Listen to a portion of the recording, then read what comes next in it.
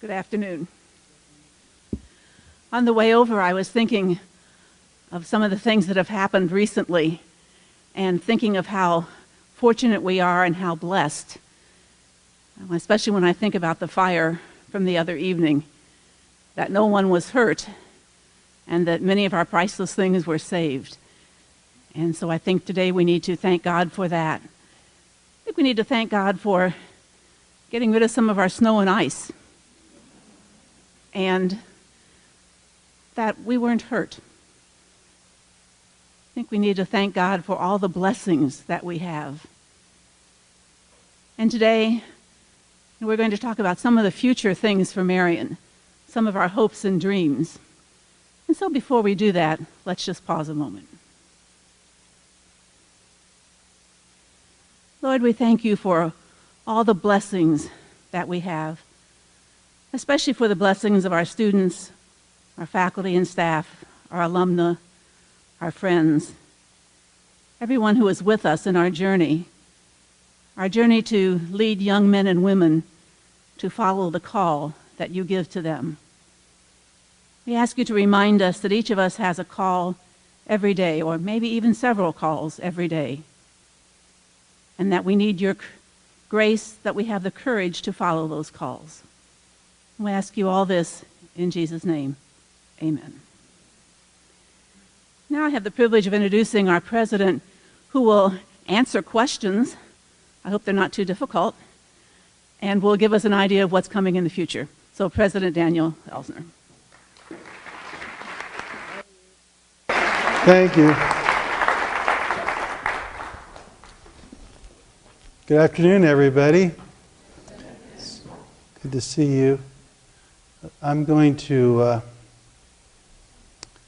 answer any easy and kindly question you have, and our next speaker will answer any difficult and disagreeable questions you have. Dr. Enneking, you're up. Dr. Enneking is going to start us off, our provost. Welcome to my world.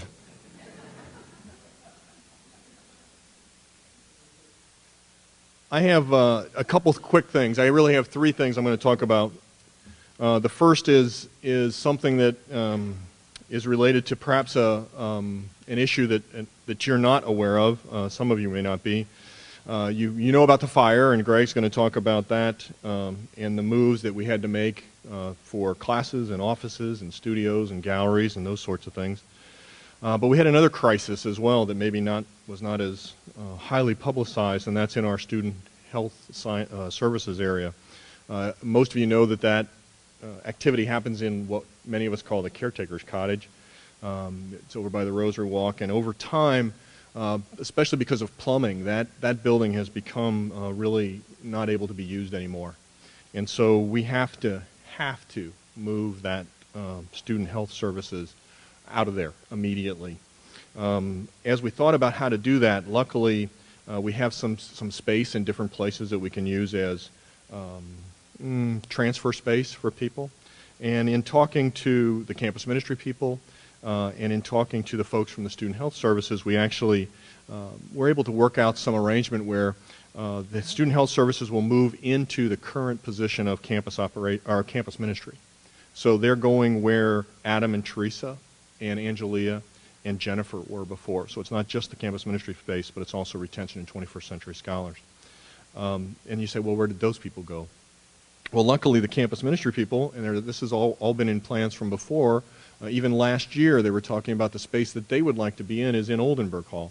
They would like to be in the space that's where, and some of you might call it the old nursing suite, where Dr. Sicardi was. If you go back farther, you might call it the MAP suite. Or you might say now it's where Sister Norma and Claire Bain are.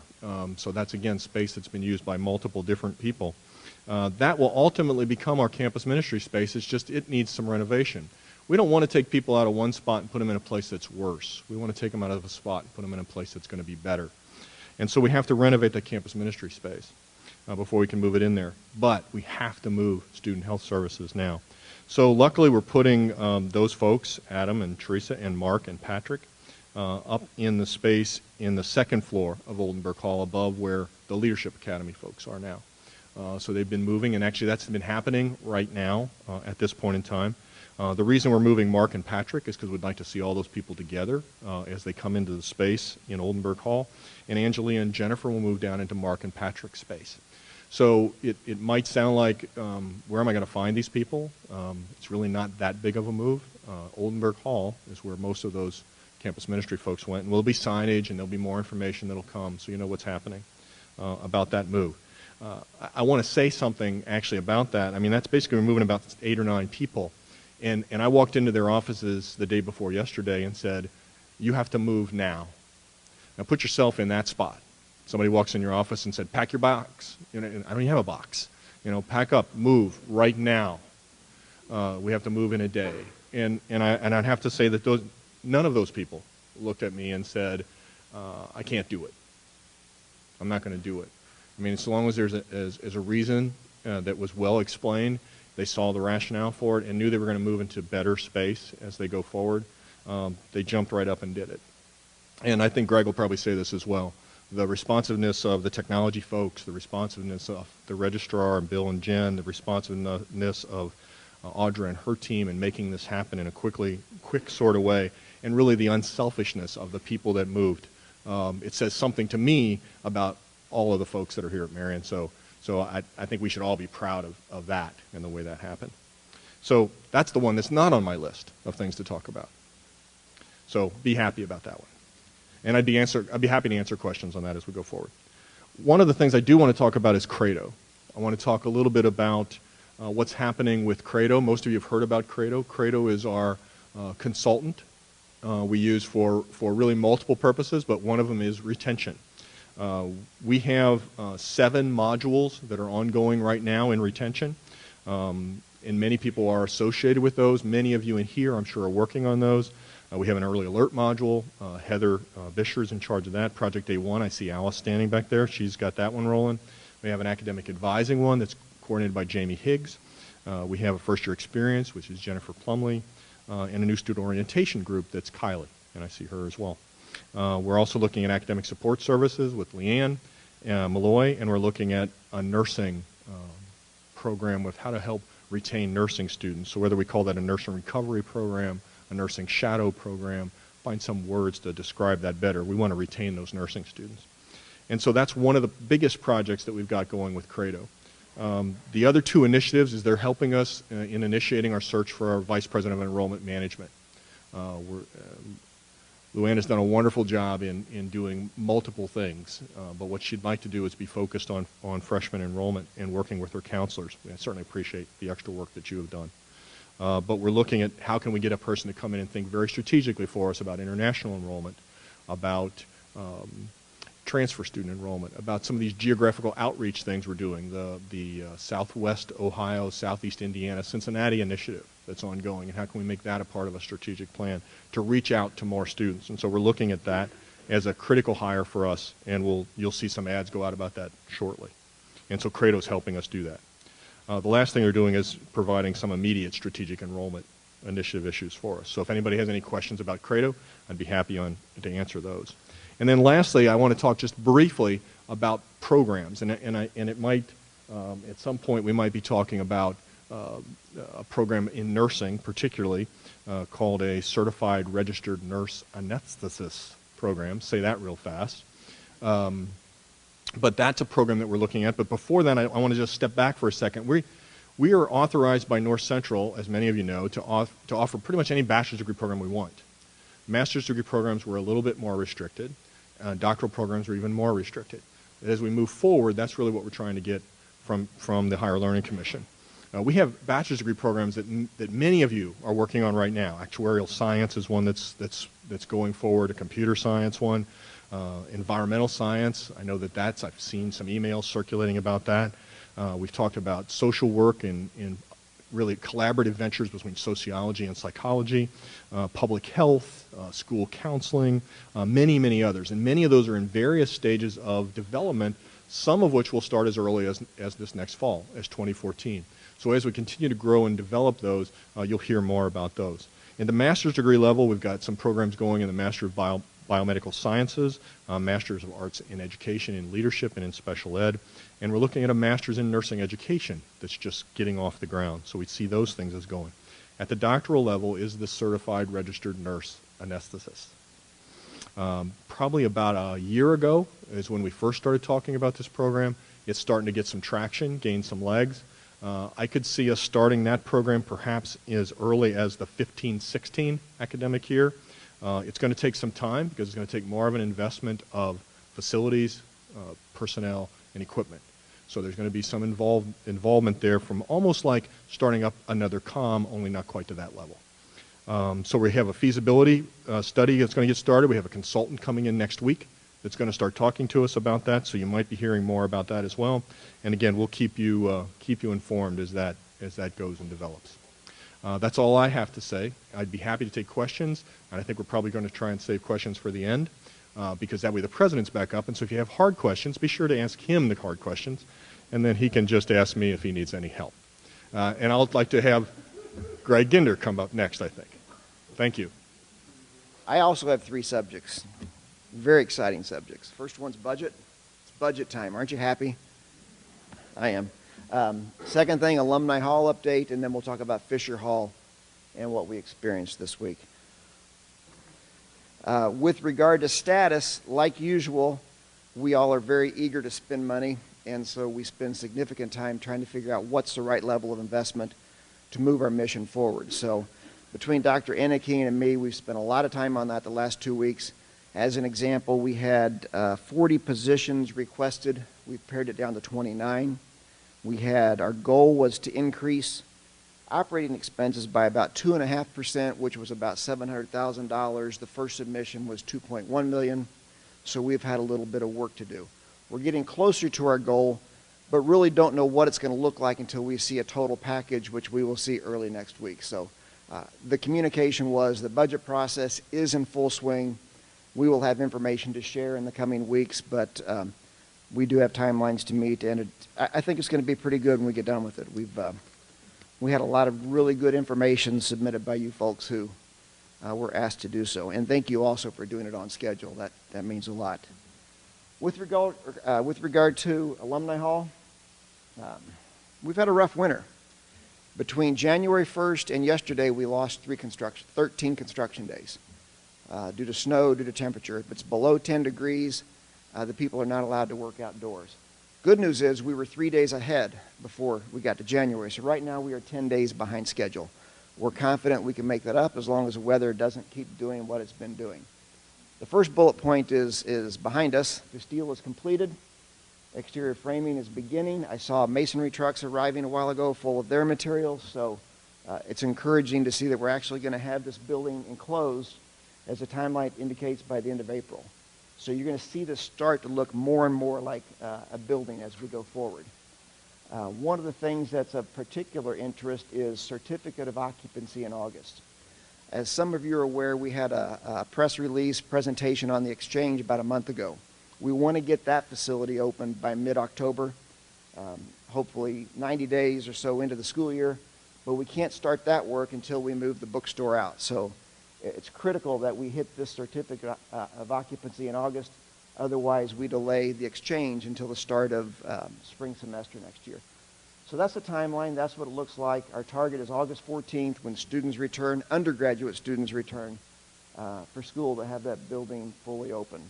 And like I said, things have been going great with the exception of the weather. Here are some pictures. I can't remember how many of these we've shown at prior sessions, but just to kind of give you a refresher of what the building looks like. Cold Spring Road would be out here. The mall portion of campus would be over here. The fountain would be about up here. And so inside the space, you can see the location of where the Starbucks is going to be. We have outdoor patios here, here, here. We'll have heaters on these patios, so it can be more of a 3-season room. We're trying to figure out how we can put misters in on some of those football game days when it gets really cold outside. The bookstore, like I said, will be relocated here. Food courts, and then we've got student gathering spaces here and along here. The neat thing about this space is we have 3 private breakout rooms here where students can go in, and you don't reserve it, it's first come, first served, but have a TV screen or a video screen where you can plug in your computer, work on a project, or watch your daily soap opera like I do every day too. And the other neat thing about this, when I'm not taking my nap, I mean, there's a wall a wall right here that will come down out of the ceiling, and so we can divide this space into two big spaces, and so we could be running a conference in here, and students could still have their hangout gathering space. Or we can run multiple conferences, 2 conferences. Screens will come down out of the ceiling along this wall, and video projectors from over here will shoot across the space. So it's going to be a very interesting space that we've needed for quite a while on campus. Some of the looks from the exterior. This is, imagine that you're standing in the faculty parking lot behind Marion Hall. This is what you would see. You would see this is a 24-foot glass curtain wall. Starbucks on the back. This is the one patio I mentioned. We will have religious art and symbols in the building, on the building. There will be crosses up here. We're working with the advancement team in terms of donor walls and donor recognition inside the building, alumni recognition, but also a lot of our religious history will try to be depicted in the building. This is the view. Imagine you're standing in the entryway coming into the DeHaan Forum right here. So you can see again the 24-foot curtain wall. This is a wall that we really haven't figured out exactly what we're going to do, but it's going to be a relief mural similar to the St. Francis and the leper mural in the Evans Center. So we're looking for another wow art piece to go there. This is kind of a clever addition. This brick wall is the east side of the bookstore, but it's also a fake wall about here where trucks will go around and do deliveries. You don't want an ugly receiving dock on a building that really has no backside to it. So kind of a clever design. This is what the west patio would look like, again looking out to the mall. You can see one of the religious pieces we have planned for the space. Again, this is where the outdoor heaters will be. Starbucks is here, the food court is here. We're going to have some really neat technology in here. One of the glass panels will be a marker board that you can write on and erase. So some fun stuff for our students and faculty and staff to gather and work together. This is right inside the food court. Bookstore is right here, the 2 food venues. So again, space for us to get our food, hang out, have that cup of coffee, and get to know one another. This is a picture of what the big commons room will look like. We've got a fireplace. This is Starbucks, so we've got a fireplace that goes through to both sides of the building. The furniture is not the real furniture, but just depicted so you can see what the layout of the building might look like. And this is what those 3 rooms look like that I mentioned earlier. They will have doors that will collapse from the ceiling down when we have an event. So we will store furniture in there and close off the rooms when we have an event. But during the day, they will normally be open for people to go in and gather, study. Again, watch your soap, whatever you might want to do. Fisher Hall. As you might have heard, we had a fire Friday evening. Yeah, I didn't want to get ahead of myself. We had a fire Friday evening. It's a dangerous place to go into right now, so we can't, the building has completely been secured, locked down, so you can't go in and see what's there, so we brought a few pictures to show you what it looks like. Basically, as you go up the stairs and the ramp in the back, and you go up the stairs 1 level, this is what you would see. You would see sky. I was standing there with the firefighters on Monday night, and I looked up, and I felt like I was getting dizzy. And I asked them what was wrong with the ceiling, and they said those were the clouds. So that's what it looks like from the inside. Pretty rough. There's a good side to this, though. And there's another picture. So really right inside that stairs, going up a level, going down a level, that's where the damage was contained to, with the exception of a lot of water that spread out. So what happened was at about 7:15, we had 17 people in the theater practicing. One of them, or more of them, smelled smoke. The alum who was there kind of leading the group went out in the hall, saw the billowing smoke coming from that end, called 911 and got everybody out. Firefighters arrived quickly thereafter. Scott Ralph's calling me. Dean Rogers is calling Dr. Enneking. The whole emergency response team's gathering. I think we were all on site by about 8 o'clock, it seemed like, which was interesting, driving in all that ice, trying to get here at about 50 miles an hour.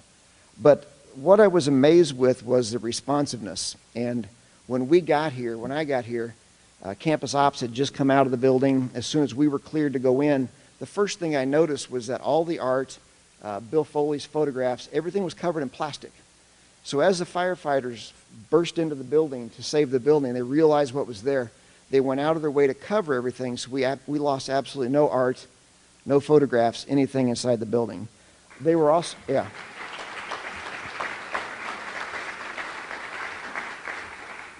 They were also very quick to get us into the building so we could see how bad it was, because we had decisions to make about the next morning. And the really neat thing that I saw being here was how we all worked together as a community. I mean, communications were outstanding. Dean Rogers was on the phone all the time, Mark with the press, Scott Ralph, the campus ops folks. Audra had the insurance people on the phone by 9 o'clock with an appointment set for the next morning. So it was just phenomenal how quickly it was going. Dr. Enneking was on the phone with Bill Harding. Bill showed up. He was on the phone with Jen Schwartz. By 10:30, we had classes rescheduled for the next morning, except for the 8 o'clock classes. We had an office plan for all of the art folks who were essentially evacuated from the building.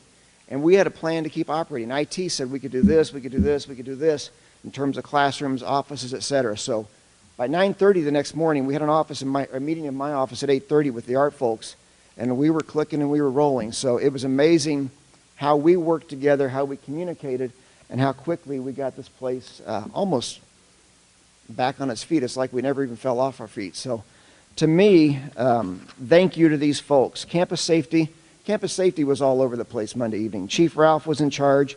Craig Wildy, who organizes everything, it seems like. Greg Hunter was the officer on duty, handling traffic, along with Chief Ralph.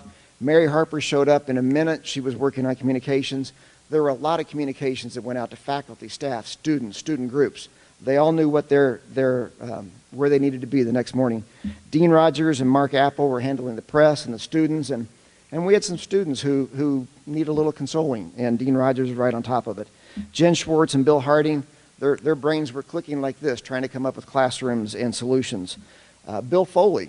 Bill was a bit distressed. His life's work was there, and until we got Bill into the building, he didn't see how it had been protected. But the neat thing about Bill, the next morning, he went in with us, and he took hundreds of photographs of all the damage in the building. So Bill jumped right in and helped us document the damage for insurance. Pete and the IT team did an outstanding job helping us get back up and run the next morning. Mark Harsley, Mike Miller, Mark Kurtz, Aaron Monroe were all in the building technically before we were supposed to be in the building. The inspectors, the arson inspectors, hadn't even got in yet, and these guys were in there trying to figure out what went wrong. Like I mentioned, Audra Blaisdell had the insurance folks here, coordinated the move. We had boxes and people moving the next day already. And then Dr. Enneking was on the phone, and President Elsner, and really helping us make those decisions. So I know I took an extra 3 minutes to mention all those people, but I think it's really important because this incident really showed me what the Marion community is about. The next thing I'm going to show was ran on Channel 13 yesterday, I believe. Tuesday. Gosh, these days run together. It's really a neat piece that Mark organized with Bill Foley, but it really kind of summarizes the whole Fisher Hall thing. Investigators still don't know what started a $250,000 fire at Marion University. The school had to move some classes today after fire damaged the Fisher Hall Theater building last night. Students had to evacuate when the fire started. Now, this building holds quite a bit of history, but the good news is just about all of it survived. Yeah, that is the good news. In fact, today, one man set out to pick up the pieces. Here's Eyewitness News reporter Emily Longnecker, who spoke to him about a career that could have gone up in flames, but luckily did not. For me, you know, I would have boxed it as a time machine. An instant trip back some 40 years ago to war-torn lands. This is in Tripoli during the PLO war in '83. And famous faces. We got Jim Hurtubise, we've got Mario Andretti, we've got Paul McCartney. Moments in history from all over the world. Then there's the Marines coming into Beirut. A photographic tapestry Pulitzer Prize-winning photographer Bill Foley has spent a lifetime weaving. I love making pictures. Pictures Foley easily could have lost forever in Monday's fire at Fisher Hall, where he teaches photography. And if anything happens to this stuff, I'm toast. You know, some of this, I may be able to find the negative, but chances are slim. Incredibly, not fire, smoke, or water touched any of Foley's work or any other art at Fisher Hall. But when you look at that, it's that close. It's amazing how close it was. An entire life's work in pictures, a mere feet away from where the fire began in the building's attic. And the fact that, you know, we all survived, everything survived, is like, you know, nothing short of a miracle. Foley's lived through and witnessed some of those, too. I mean, I've been shot at, shelled, beaten up. And so every time you survive something else, you go, okay, you know, it changes your perspective on what's important. And what's important ultimately for Foley is that no one was hurt in the fire. God smiles on people sometimes, so Yeah, here we are. So here's Bill Foley smiling too. Here's a picture of me in the desert. His perspective, the kind you get when you've seen him photograph just about everything. That's Bob Hope. Firmly grounded in the everyday details. No, yeah, everything's fine. You know, a little dust here and there. Who cares about dust? And at this point, university officials can't say for sure, but investigators are looking at electrical as a possible cause for last night's fire. University officials say Fisher Hall will be closed for the next 3 weeks, if not for the entire semester. At Marian University, Emily Longnecker, Channel 13. And coming up next at 5:30, the warm-up we're getting could come at a price. Yeah. So she got a little bit of that correct. Right now, our plan is we're going to be putting up a construction wall that separates the brick portion of Fisher Hall that was built in the 60s from the original Carl Fisher mansion, so that we can get into remediation mode in the classrooms as soon as possible. It's our goal to have that ready for classes as soon as we get back from spring break. The wooden part of the structure is going to be a much more complicated assessment. We already have contractors and engineers coming in, I believe, tomorrow, and the electrical people to give us power again, so we can really figure out what our options are in that space. But the 1960s brick portion, we want to get back into operation just as soon as possible. Very nice, and it was amazing. Just before Christmas, I asked the vice presidents to just take a moment and reflect on the semester. We did a lot this year, and we have little retreats every summer. We pray a little and talk a little and decide a few things. And we don't watch soap operas. So I know where we're going to save some money in the budget. We won't give Greg a raise because he's watching soap operas. I'm just teasing Greg. He comes out at night when it's snowy and for firefighting, so we'll give him credit. But we said when we left our meeting in December before the 2014, let's remember these things. You've got to get enrollment and retention right. We need to hit our fundraising goals. We need to focus. And how did we know the last two would come into play so importantly? Teamwork and communication. And anytime we get something done well here, which is often, we're good at teamwork and communication. So, well, part of our focus, we're just starting by the way, I met a president the other day that's tried to start a medical school. They spent somewhere in the neighborhood of $10 million and aborted the process. They said, we hired a bad dean. I said, well, we didn't. We hired a good one. And he said the whole thing put the institution really in a big trouble, at least $10 million. They probably lost more. That was probably what they told the board, but it'll all come out in the wash eventually. So we're very thankful it opened. Next year's class will be bigger and better. Well, it can't be bigger. We're capped by accreditation, but the application pool is wonderful. The faculty's been wonderful. The connections to the community. But we're not assuming that's just going to go easily. We keep focused on the MUCOM, and it's paying off. Rebuild My Church, we've added another employee, Patrick Viriley, who's an alum. Outstanding job. We'll keep recruiting, fundraising. The Rebuild My Church program, what it's done in terms of preparing people for service to the church and ministry and its connection with the seminary and campus life. And Adam's done a great job as campus minister, so things are rolling there, and we're going to continue to work on that. The School of Math Science continues to do what we want. Dr. Bertacci and his team and the whole Marion community has done a very nice job there. Pre-med's moving along. We get wonderful students, quality students up. Application pool is beautiful. We're going to keep focusing on that. It really works with one of the areas we've gone. We have a good program there. We can continue to recruit. Academy for Teaching and Learning Leadership.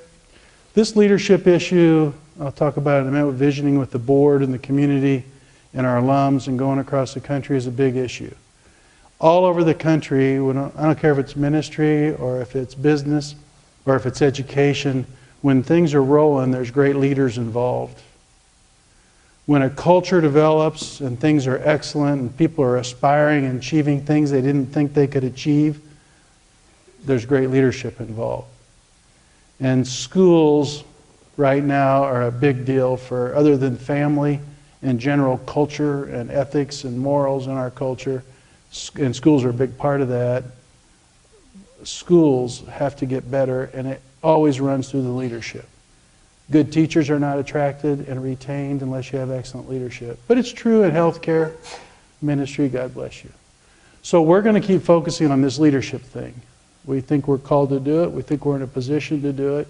We've recruited in addition to our board of trustees, Dr. Britt and I and Dr. Hill have recruited quite an impressive board of corporate and educational leaders to oversee this. We're starting to raise some serious money in $250,000 chunks. We have a couple we want some super deluxe magnanimous gifts too that people are entertaining.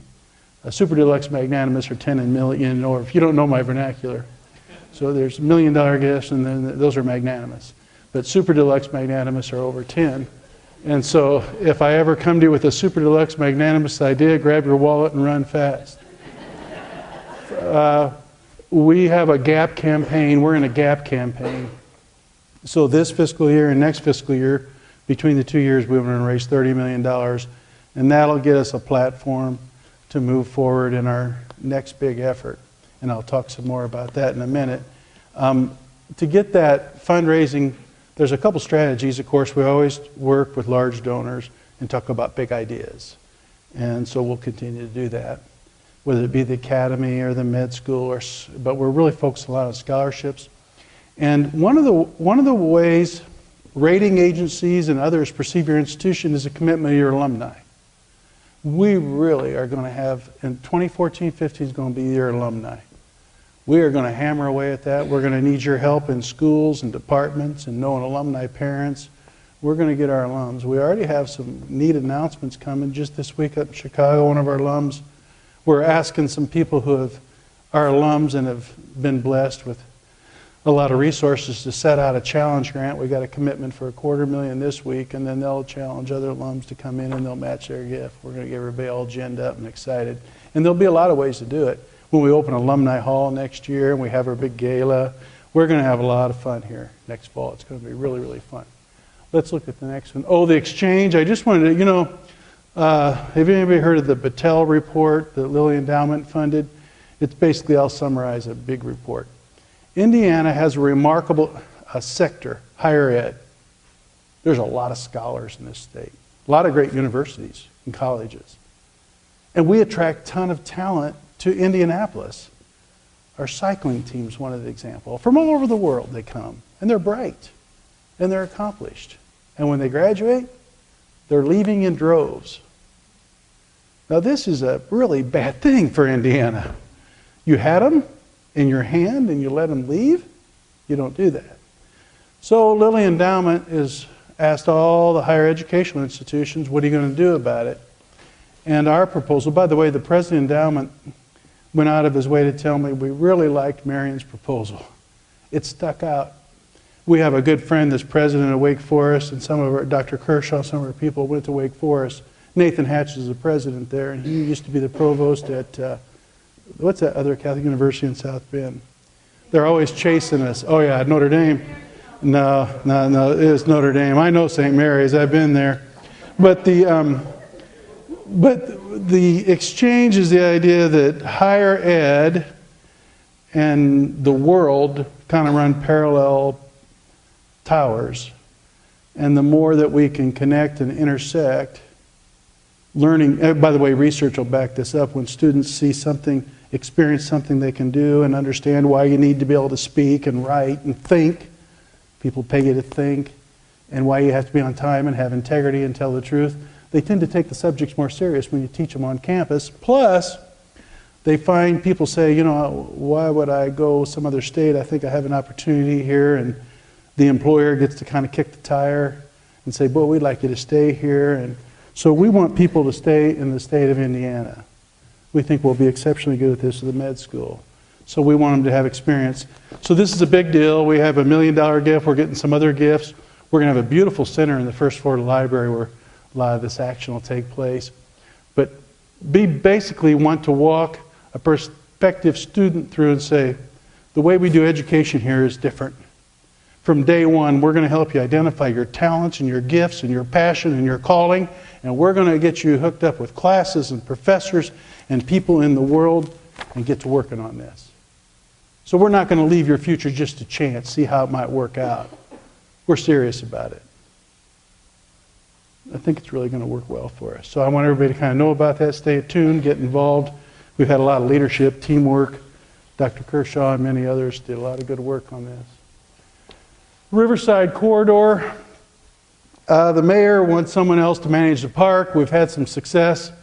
So Deb Lawrence is our lead agent on this, and kind of this up here, well, that's all right. I'll just walk. You see over here that little oval? That would be the cycloplex. Velodrome? Yes, thank you, who's ever doing that. See God's hand. Did you ever go to the Sistine Chapel? That's what that is. And so then there's golf courses, and Marion's up at the top, of course. There we are. You can even point exactly where we're at. It's like a letter E. No, you're as good as you can do. Some of our help's kind of average. But anyway, there's all these golf courses. So you start really at the Interstate 38th Street and you go all the way across. That's bigger than Central Park in New York. And beautiful river. We think we need, for a long time we've had the goal to make our neighborhood community better. Job creation, livability. You can see we're like an engine pulling that train. And so what would we do there? Do we need that many golf courses? So we're engaged with an interesting, we put together a formal RFP. We'll be here, we didn't hear back, did we, Deb? And how it'll work out will be negotiated. One thing you may hear in the next 3 or 4 weeks, we have a beginning of an MOU forming up, is up by the Velodrome. We have talked about a sports performance center, which would engage exercise science, St. Vincent's Health, med school certainly, and a lot of things we're doing here, research. We would do that in partnership with St. Vincent's Health and probably some other partners. They would be the lead tenant. And we think we might be getting close to an announcement on that moving forward in even a more serious manner. It's part of St. Vincent's Health strategic priorities. It's part of our strategic priority. How does that work? We're close to the airport. We have places to live in the summer, and you could be, training and high-end athletes, Olympic athletes, etc. Fits in nice with cycling. So you'll hear more about that, but we're working on that, and it could go a lot of different ways. So if it's a little fuzzy, it's because it's fuzzy. But we look like the tenant that could really work with the city to make that go and make our community better. I have had a thought, might be a vision, we're going to see if it works out. But I've watched the model of Catholic health care, and they have corporate entities that help hospitals all over the country run much more efficiently. Technology, processes, system, purchasing, etc. But when you go into, for instance, St. Vincent's Hospital, you don't know that's part of Ascension Health. It's a $20 billion, largest not-for-profit corporation probably in the world in healthcare. But it makes St. Vincent's Health work a lot better because they're part of a bigger deal. I'm wondering sometimes if higher ed needs to look very carefully at what are the benefits of working more closely with other institutions but yet keeping their identity in their community. We don't want to be a big corporation, right? That's one of our stock and trade deal. We actually know your name, we care about you, and you're part of a community. But are there other reasons? IT complicate all the different big issues we all deal with individually. And just so you know, that board's forming. I'm on the board. The Franciscans are working closely together. Sister Jean Marie is aware of it. And so the 22 Franciscan institutions serving over 50,000 students have a strategic plan, and we're looking at ways to work more closely together. Just so you get ready, 2016, we're going to host all those institutions on campus for a big conference in the summertime. So get ready for teamwork and doing a little extra, okay? But it'll really be great. Scholars, different folks will all come together on this campus, and so we'll be hosting it, all right, in the city, and it'll be cool. The other thing you should know is we have gone to a couple big, large foundations of national scope to work on retention and student success. We're all trying to figure it out individually, which is great because we will do it individually, but we could be part of a larger system. It looks like we're going to get a large planning grant to get our data together and to work with some consultants, then possibly a $1 million grant to do a joint effort across the country. That would be like St. Bonaventure, Siena, the different institutions. We would start working together on big projects. Might be academic quality development, technology, faculty development, leadership development, how you do admissions, some coordination, that kind of thing. So we're pushing on that, and we're taking a leadership role, and I think it has great potential. What else? Oh yeah, we're gonna, in May, you see that's where the, I don't really know what this picture tells us, which is embarrassing, but I think at the top is where we're gonna build a new, that's it. Okay, that's the new building. It'll overlook the lakes. There'll be balconies, and it'll be for the medical students and graduate students. It's about a $10 million project. I think we have a timeline too. Now the problem is you have to raise a couple buildings to get it there, and there'll be new parking there too.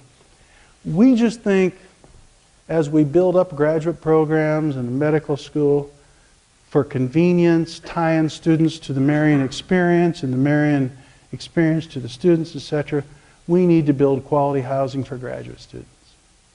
We're very confident it'll fill up. We have a nice partnership with a developer that's going to make a developer. They'll look different, they'll feel different, they'll look like very nice apartments, and they'll have a beautiful view out looking there. And it'll be across the way from the sports complex, we call it gymnasium, but we call it a sports complex today, Mr. Downing, so that sounds better. But anyway, it'll be parking, and it'll house it's about a $10 million project, so 100 and some graduate students will fit in there, and we think we'll fill that in a hurry, and then we'll look down the road what else. I should also tell you, in terms of the corridor, there is some what will happen to Cold Spring School. IPS is shrinking, and part of their financial analysis, they have to get rid of some facilities. They just have too much overhead. They can't make it with that much overhead, so that'll also probably be a discussion point we'll have at some point. I'm having lunch with the superintendent tomorrow. Now, what really I wanted to talk about, when you finish the capital campaign, you take a breath, you celebrate, and then you get ready for the next one. Now, we can't get talking about 2025 because the next 2 years we have to pay our bills. Until you fill up the med school, this isn't an easy thing to manage here. You know, because you build up most of your expenses, but you don't have all the slots, and you have a great big building, and they want them now. We're starting to pay on the mortgage, and the bills are coming due. So this isn't an easy thing to manage. So that's why we don't want to mess up on enrollment. We don't want to mess up on fundraising. We want to manage expenses well, and so this budget is very important. But at the same time, we're not going to be flat-footed. We are not going to stand flat-footed. We are going to take what is good about this place and think how good we've been, and we're going to take it another whole bunch of rungs up. I'm convinced of it. And I tell you why I'm even more convinced. I thought we should do this, and the board thought we should do it. So last summer, we had a retreat with all these board members. Most all of them are chiefs.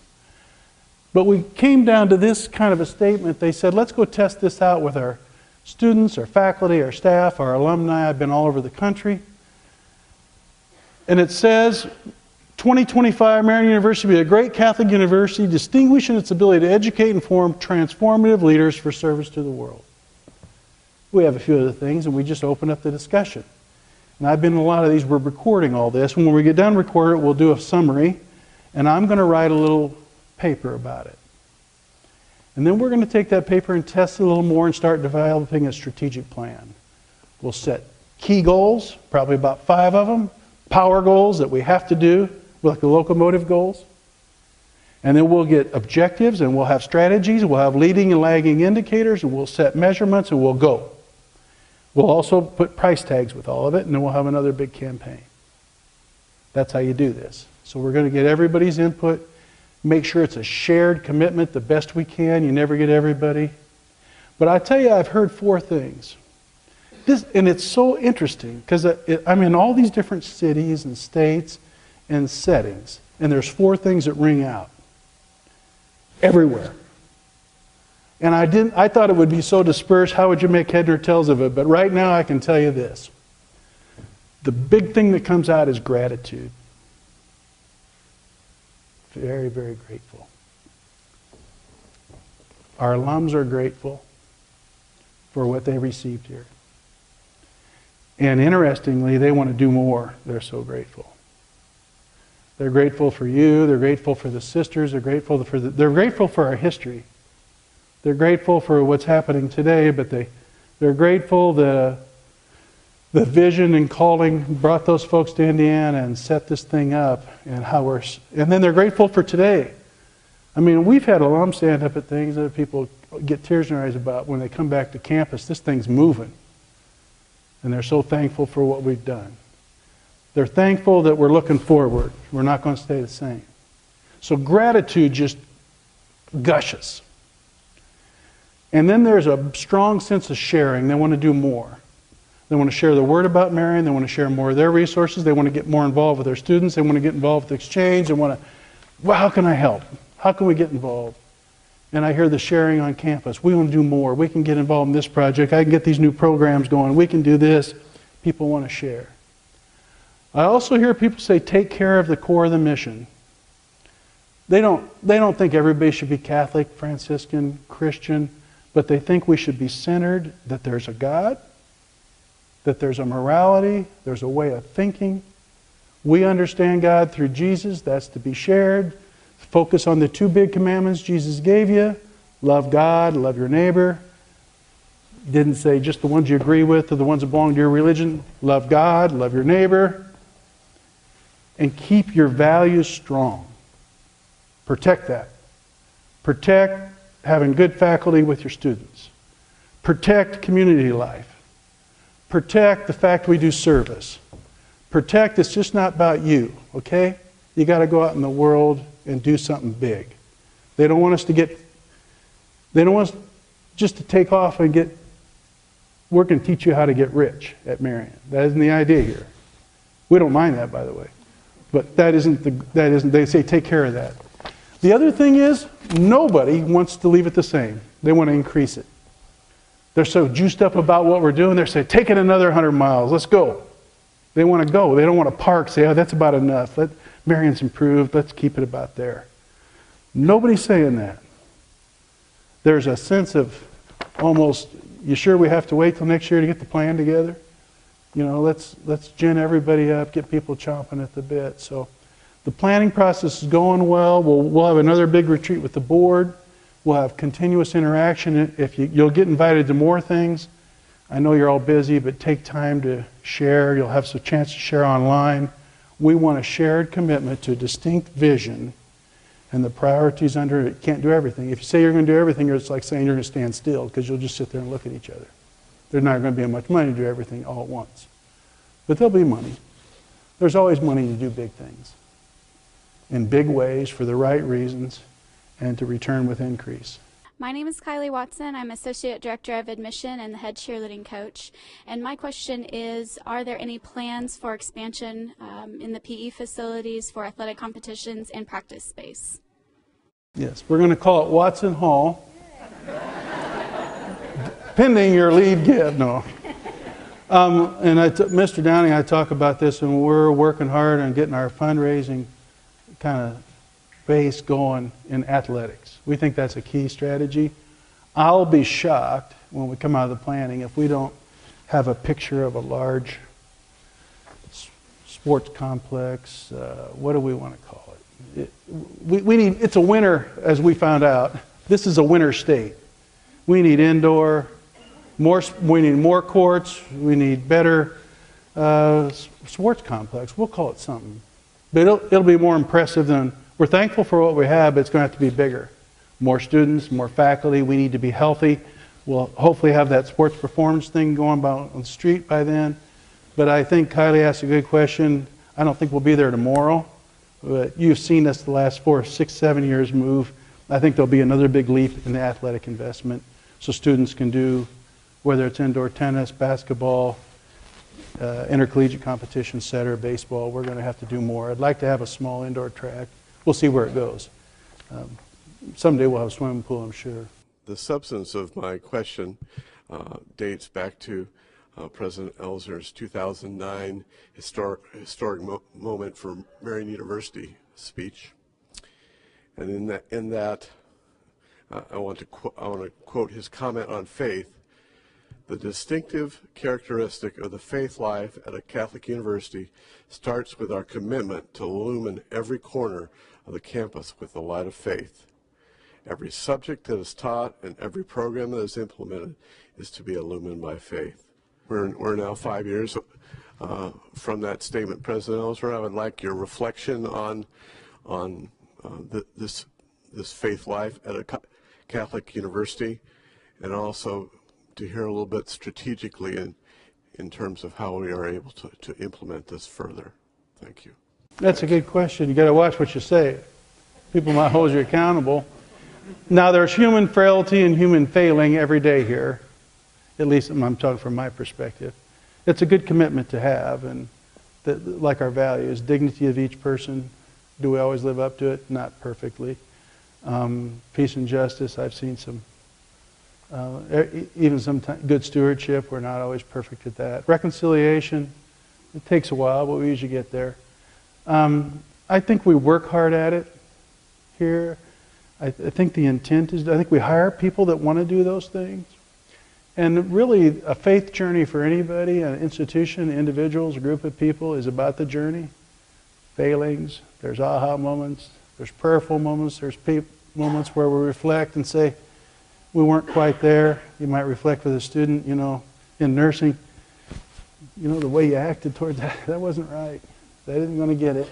And you have to help lift them up. We see that everywhere. So I think we have I like our commitment. I think it needs to be more strategic, probably better funded and more systematic.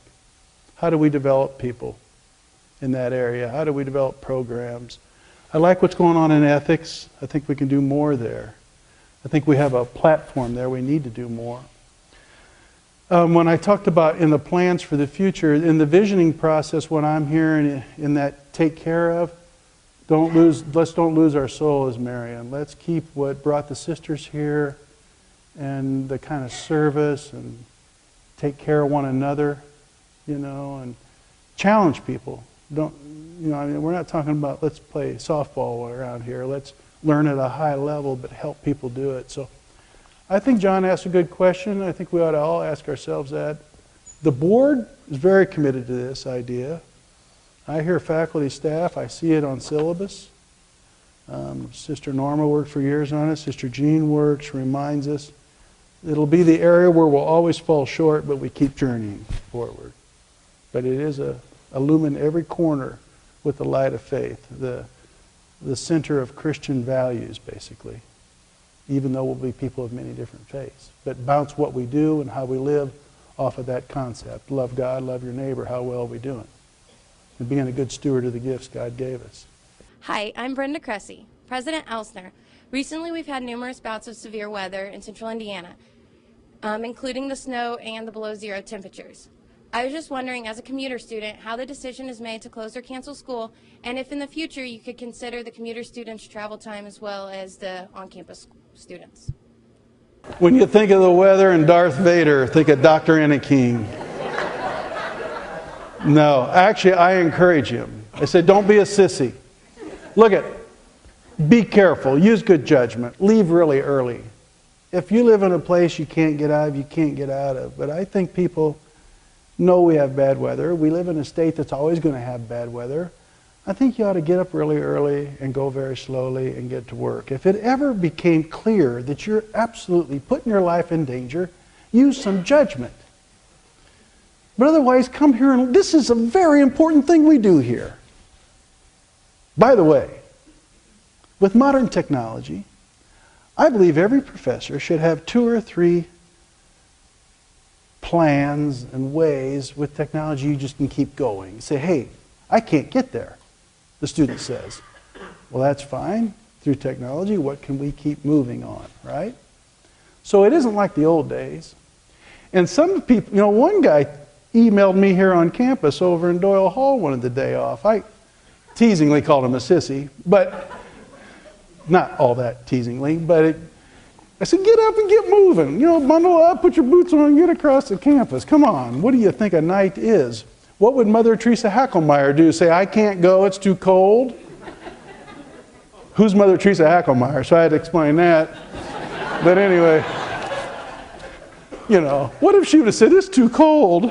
You know, I can't start an orphanage today, it's too cold. But anyway, I like to be a little bit tough about it. And I really loved it when we were in session, the other universities closed down, it said something about us. So. But do be safe. Any other questions? Those were fairly easy.